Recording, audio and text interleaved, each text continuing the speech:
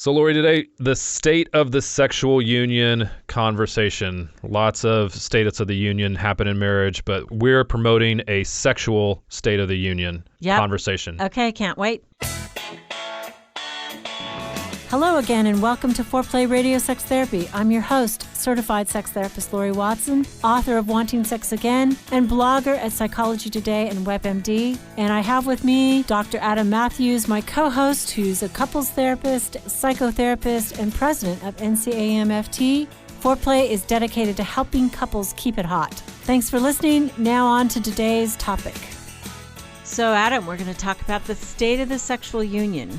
Yes. We highly recommend, and we talk about this on the retreat, that every couple reserve one day a week where they talk about the state of the union. Basically, not the bills, not the family, but how they're doing emotionally with each other. Yeah, marriage meeting. Marriage meeting. Just to get things out there, make sure you're communicating about things. We believe that's just super important for relationships because the more you talk about it, the more likely your expectations are going to be on the same page. The more likely you're going to be clear about lots of different things in your relationships, areas you need to improve, where your strengths are. It's really important, but people don't include sex often enough in those marriage meetings. Even people that do them, that have state of the marriage or marriage meetings or state of the union conversations once a week, they rarely talk about sex. Right? It's not part of it. I was on the radio a couple days ago locally, and you know, the guy, when I was saying the word clitoris, was just, he was probably, 26 or something. And I mean, he was just beet red. Yeah. And he was stumbling like, what do you do? And, I think the reality is it's normal to be embarrassed to talk about sex. Yeah. Even people who are partnered, they have sex, but they don't talk about it. So we want to share with you about this couple, Abby and Phil. They were people who had sex, and they had sex pretty regularly, but They were not satisfied. And both were dissatisfied for different reasons. Mm-hmm. Abby, she rarely orgasmed, and she felt like he moved too quickly. And in our experience, moving too quickly, she meant he groped her too quickly. He went for intercourse way too fast. Right. So he was having his own climax and kind of thinking this is hot and this is wonderful.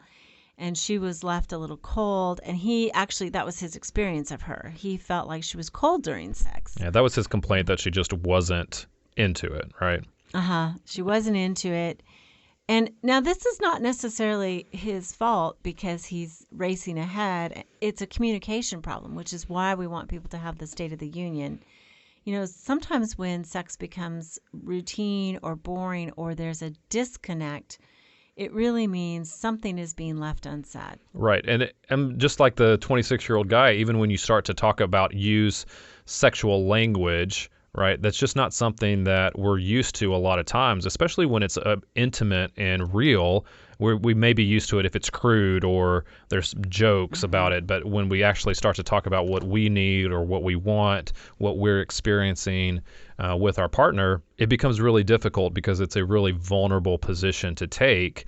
And we're not used to it in that context, right? In your professional opinion, Adam, how many couples come in and do you think that they have a fairly rigorous conversation about what goes on in bed? Oh, maybe 10%. Yeah. If that. Yeah. Right. Because they more often than not, when they're not talking about it, they're not going to be satisfied with it.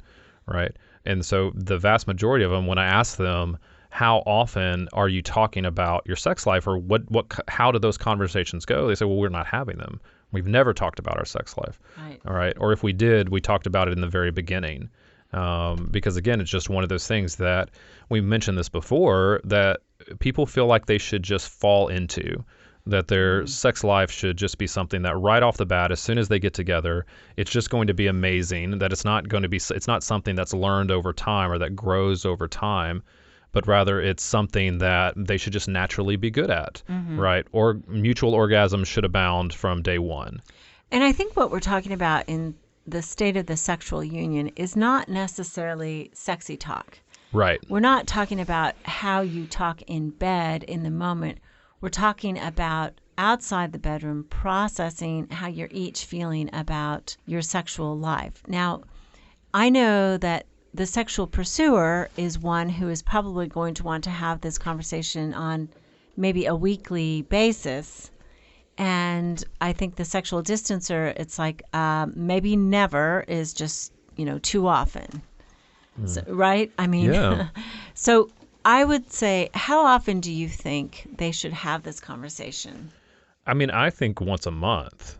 I don't think it's a weekly conversation necessarily, unless things come up. But I think that looking at it at least monthly helps keep you on track with what you want. Do you think more often? You're smiling at me. Do you think it should be more often? Actually, it's interesting. I am surprised at your number because I didn't expect that. What would you have thought? And I'm probably more lie on the sexual pursuer side of things. But I think that now this is a dynamic answer, like, probably once a quarter, just because I think sexual distancers can't bear that frequency of discussing how it's going. It's almost like, do I have to talk about it again? And every month, I think, those people would dread it. Yeah, I mean, I think it has to be somewhere in between what the sexual pursuer wants and what the sexual distancer wants. Mm-hmm. I would think that most sexual pursuers would talk about it every week if they could. Absolutely. Right. And every day. And so I think there's got to be some, How was it? like, I think if they went to, I would wonder if sexual pursuers, I mean, but you are a pursuer in your relationship. So if you're telling me once a quarter would be okay, but I would think that sexual pursuers would get frustrated if they had to wait to once every 3 months. I mean, to I have that think conversation. in part, we've worked a lot of things out. So for me, it feels more relaxed to do it once a quarter. But I think for other people who are not having worked it out, that might make them anxious. But, if you are the pursuer, what I counsel you is grace. Try to understand the anxiety that your partner is up against in this conversation. And you're probably going to win the war if you lose a few battles. Yeah, and I think for distancers too, it's more that they have to fight back against that feeling that if they talk about it at all, they're going to always be talking about it, right? That it's going to be a bottomless pit of conversation. And that's why I think if distancers can muster up the courage to talk about it just more frequently than they're comfortable with, those conversations are going to be fewer and far between. And I think that's what you're talking about with where you've gotten to, that it's more relaxed for you at this point, in part because I think that when a sexual distancer comes forward and starts to have more of those conversations, especially when they begin to initiate those conversations, a sexual pursuer can then begin to relax a little bit, and it's not as urgent. I think that's true. I think also the sexual distancer says, you're asking me, Laurie, to sign up for a time that I'm going to be told how lousy I am in bed or how I'm not fulfilling my partner's dream world sexually. So I think that's part of the problem. And for them, there's trepidation going into the conversation because they feel like they're the ones who are failing or they're the ones who are going to be criticized. But I think that's part of, and we address that in our tips, which maybe we can get to in the second half. But I think like preparing for that conversation is important. I think this is what we're talking about is really important because you have to have the right mindset for that, to have that conversation. You have to it requires, like we're talking about, a lot of courage on both parts for the sexual pursuer to back off and not have it as frequently as they may want to, but for the sexual distancer to step forward and be able to engage in those conversations. It's the same old, isn't it? It is. It is. Back off, step forward, give space, initiate. This is, in this conversation, the very dynamics of pursuing and distancing is again represented. Right. And that idea is it may be different for every couple, depending the frequency of these conversations may be different depending on where you are and then what actually helps break that cycle. I think for couples maybe in high conflict that are not used to these conversations, they may happen a little more frequently at first, right? Because you have to, they require practice as well. If you've never had done it before, you're not going to have a great state of the sexual union conversation right off the bat. Right. And there's going to be bumps and difficulties. You may leave that conversation feeling not great at first because you're not used to having it. So the likelihood, and that's what I feel like sometimes it's hard to get my couples to understand because we're not talking about a silver bullet here. Just because you start to have these conversations doesn't mean that everything is going to be fixed. You're going to leave some of these conversations with your feelings hurt. It's going to happen, or it's not going to feel good at first, but because these conversations require some practice. They require some figuring out about what's the best way to have these conversations, how you approach them with tact, how you don't step on each other's toes, how you don't feel criticized in those moments. Those things are going to unfold and get better as the more that you have them, which may require at first having them more frequently than maybe as your relationship grows and gets better. Yeah, that sounds great. So any tips, Adam, just to tell people when would be the right time to talk about these problems? Well, I think when we look at them, we've talked about this a lot, and just the one to start us off is to not have conversations about sexual problems in your bedroom, right? Or when you're going to bed, right? And we say this a lot, but we can't, I don't know that we can really overstate it, is that the bedroom should be reserved for sex and sleeping, like, or relaxing. Like the bedroom really should be a sacred place. We don't want to anchor it to conflict. We Yes. don't want people to have associations in their body or in their minds of, okay, now we're behind closed doors and my partner's going to pounce on me with criticism. Right. We want to separate out the difficult conversations from the sacred space of the bedroom. Yeah. And even at bedtime, there's so many people talking about, like, one partner is falling asleep and the other partner is trying to engage them in a deep and meaningful conversation at midnight, right? You do that all the My time? husband, I mean, his head hits the pillow, boom, he's out. Yes. He'll say something like, why don't we go up to bed and watch the TV or talk or, something. And I'm like, you mean go to sleep? Because as soon as he is in that bedroom, he's out. Yes. My wife sometimes says, I'm going to get ready for bed. And what she means is she is going to bed. But that's what that means. And if we try to have those conversations at midnight as in my comfy clothes under the covers ready to hit the hay, like that, they're never going to go well, right? They're always going to be either she's going to feel like I'm not attentive enough, or I'm not engaged enough, or I'm going to feel like she's too critical or trying to like ambush me. Like those, it's just never a good time to have those conversations. Right. And also don't talk about it right after having sex. Oh, yeah. Right, because, how terrible is that? Suddenly then you feel very vulnerable and exposed. So you don't want to do that. Yeah, I had someone tell me that that was the time where the partner like they're both still naked from having sex, and that's the time where they decided to bring up all their sexual issues, right? And it's so like you said, it's exposing, but it's such a vulnerable position to be in, to be naked and to be trying to have these conversations, which is just super difficult. Very difficult. Although I had a girlfriend who was with a guy and, he was asking her all sorts of questions about what she liked, yada, yada. And she's like, that would be a conversation with a glass of wine in a bathtub and bubbles. And that might be better. Something which that was a sexy thing to do. Yeah. But it's not right after. Yeah, you've done the thing that you now want to complain about. Right. But I think the other thing too is just not to blindside your partner, right? Like this is not a conversation you want to spring on somebody. It's not a surprise. It's not something you're going out on a date night, and over dinner you pour the wine, and the next thing you know is these are all the things that are wrong with our sex life, right? It needs to be something that you both know that you want to have the conversation, setting it up to say, hey, I want to have this conversation. When's a good time to have it? I want to talk about it. I know that it's sensitive, so I want to have it in a good way. When's a good time to have it? So it just sets up the conversation to go so much better. Yeah, it prepares your partner. Well, let's come back and talk about how to do that, how to talk about it, and have a state of the sexual union conversation right after this. So we want to remind all of you that we are thankful for the way you've shared the podcast. We continue to grow. It is our greatest honor when you share with a friend the work that we're doing in trying to help people reframe their sexual life in a way that is understandable and not so mysterious, so that they can make positive changes and strengthen their marriages and their partnerships. And I think the last thing we'd like to say is both of us are doing intensives. Our summer schedules are getting filled up. So if you would like to work with us, let us know and call our centers. You can find us at foreplayradiosextherapy.com. And if you like what we're doing and want to help support us, we'd love for you to rate and review us on iTunes. It'd be super helpful for us. So thanks for listening.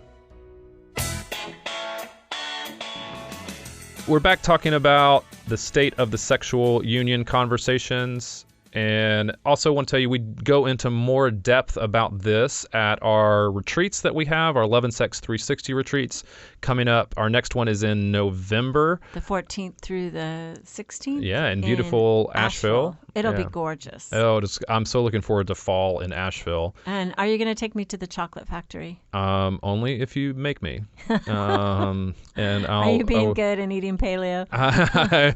I would rather go to the beer places, but Okay, it's the 15th to the 17th too. But you can find us on loveandsex360.com.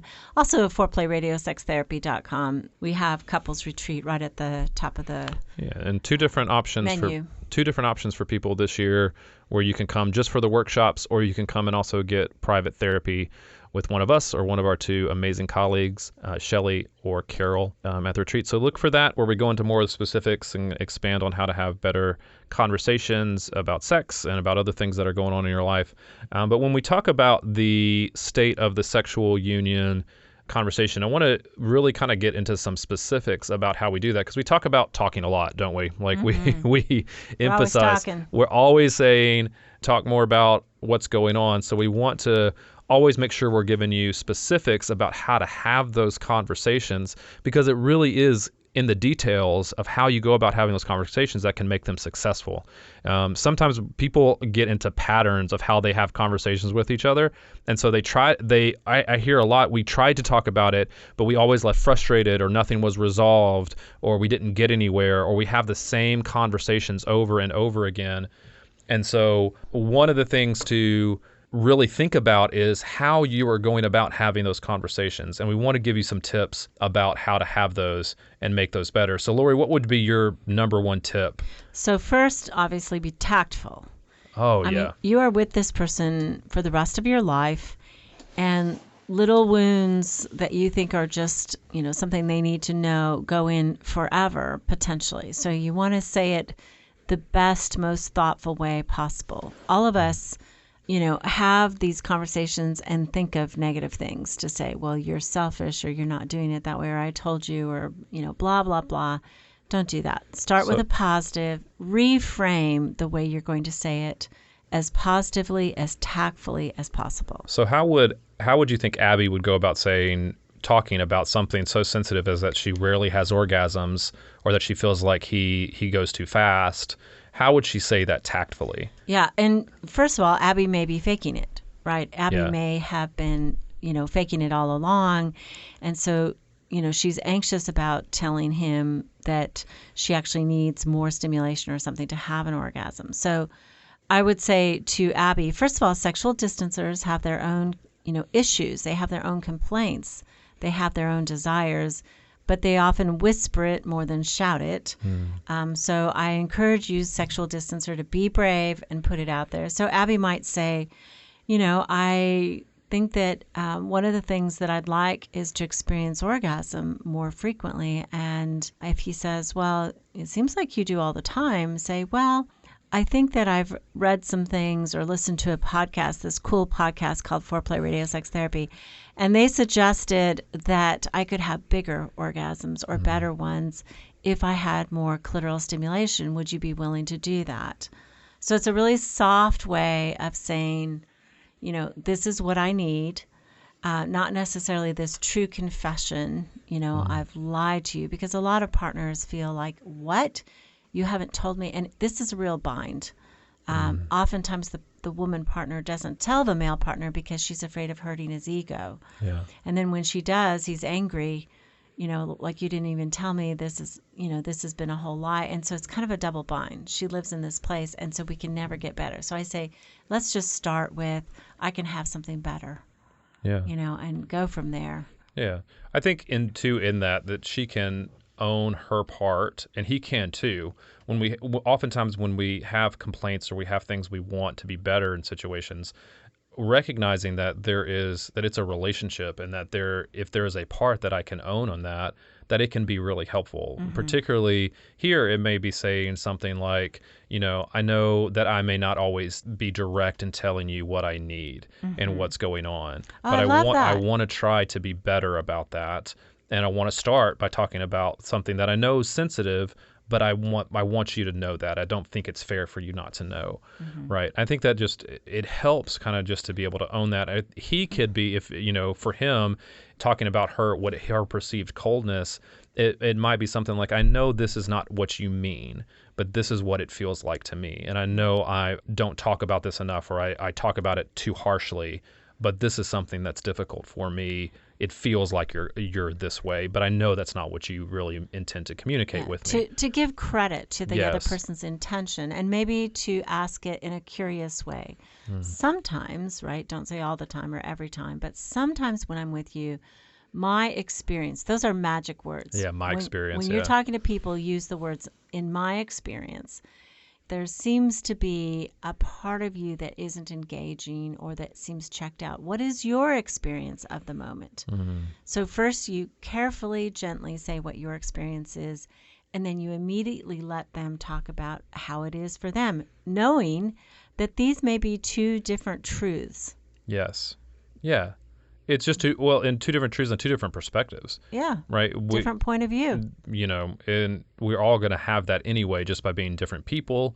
But especially when you're talking about a heterosexual couple or they're different genders, like you're experiencing in homosexual couples too. I mean, everybody is different from the other person. Our experiences are not the same, and so being able to acknowledge that really helps in the beginning of that conversation. And I think another tip that I would say is, like, recognize and state what your goal is for the conversation, and that it is to be more connected. It is to be closer. It is to have a better experience in your sex life. And I think knowing that and having a mutually shared goal and recognizing that both of you want that. I oftentimes think that couples come in and one of them will say something to the effect of, well, I know this is not what she wants, right? The other person is diametrically opposed to what I want.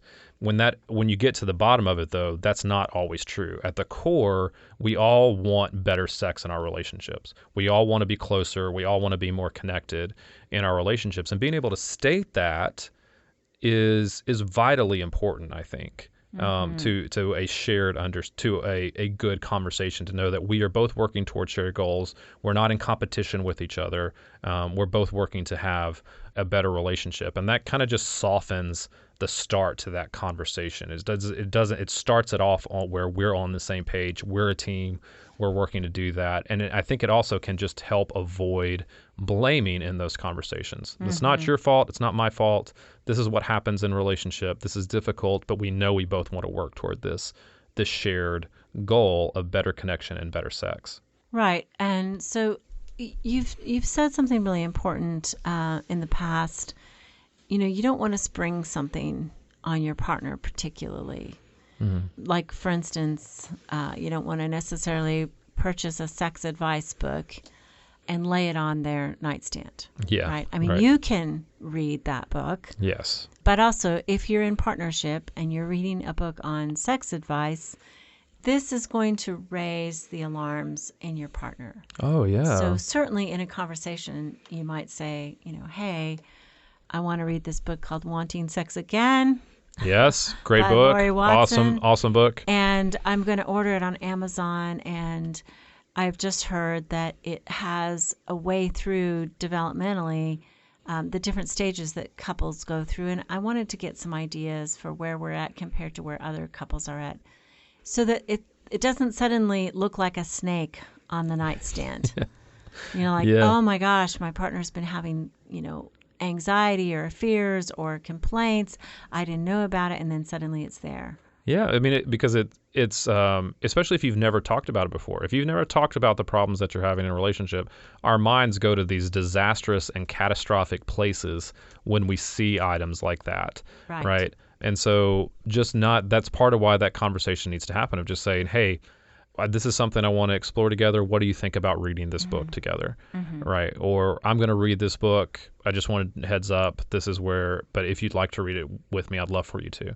Like anything like that is just more inviting, and it's more connecting to know that this is something we want to do together, which I think is important. And then you've written about in the past some basic conversations to have that I don't want to avoid either, because oftentimes we make things more complicated than they have to be. And so you talk about the basics that you need to have, a conversation that you need to have that oftentimes can solve some problems in relationships very quickly, right? Sure. I mean, that's the who, what, when, where conversation. Right. So what time of day do you feel most sexual? When I was first married, my husband and I were a little out of sync. And I did not like morning sex at that point. Now I'm much older and really like morning sex because I have the most energy. I really liked evening sex, and my husband was a morning guy, of course. And, I realized that I peaked sexually at 10 a.m. in the morning. I'd had coffee. Actually, I wasn't drinking coffee then. I'd had Diet Coke. I had, breakfast. I was at work. I was dressed. I was showered. I felt sort of more awake. And I would call him and I might be like, hey, but it was 10 a.m., right? We couldn't be together. But knowing that meant that I could, at least on the weekends, know that, okay, I need to get up, I need to shower, I need to be awake, and then we can, kind of go back to bed. And so that's important. And who does the seduction? Is it reserved for one gender? Is it the man who's supposed to do that? Because that's what our culture tells us. Hopefully not. And also, how do you like sexual initiation? By touch or words? This was another way that my husband and I were off. I was touch, he was words, and it was just like we were missing each other. I would touch him and he'd be like, whoa, way too soon. Let's go have some wine. And he would say, do you want to? And I'd be like, that feels cold. Yeah. And I mean, I think it took us 4 years to figure that out. So also, how often do you like sexual contact in the week? And what does that mean? Does it mean sexual intercourse every single time? Or does it mean passionate kissing? Does it mean, just fooling around in orgasms or oral sex? What does that mean? Yeah, and that's the conversation or the example that we were given of Abby and Phil, that one of the conversations that may just solve a bunch of things for them is the touch conversation, right? And how does that go? That makes it good for both of them, right? It's on paper. I know it's not as easy, but on paper it's a simpler conversation. But that's a basic conversation that if they would have, they could avoid a lot of these problems that they have. Last tip for you, just in these types of conversations, it applies to everyone, but especially here. Realize that you may have to have more than one conversation. It's not just, don't try to solve everything in one conversation because it's just going to feel overwhelming. Rather, solve one thing at a time. Pick one topic, one area of concern in your sex life that you want to talk about to try to come to a solution there for right. that. And if it's a quarterly thing, know that there are going to be threads that are not sewed up. This is not going to be all done. You're going to talk about it in a quarter, and people think, well, I got to keep talking, and that exhausts you. Oh, yeah. It wears you out. Minor points at a time. If you get through 4 minor points in a year, you're doing good. You are. It's the small steps that are going to eventually win. In 4 years, you've gotten through 16 points. That's a lot. And a lot of people fight about it instead and don't get anywhere. Yeah.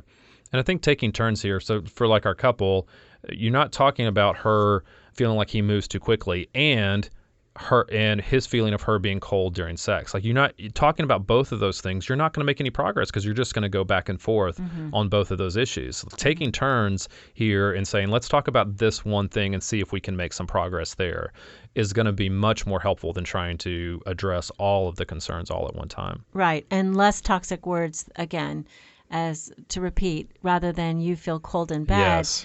I'm feeling a disconnect from you in bed. Sometimes you seem absent from what's happening. Can you help me understand what's going on for you? Okay, so thanks y'all for listening so much. loveandsex360.com for the retreat. And you know what? It's more powerful to us a millionfold if you subscribe to us and also if you tell a friend about what you're learning. Thanks so much. You can now call in your questions to the Foreplay question voicemail. Dial 833-MY-4PLAY. That's 833, the number 4, play. And we'll use the questions for our mailbag episodes. Hey, help us stay on top here at Foreplay. We'd love it if you would subscribe and share it with your friends. And please take 1 sec and rate and review us. Thanks so much. All content is for entertainment purposes only and should not be considered as a substitute for therapy by a licensed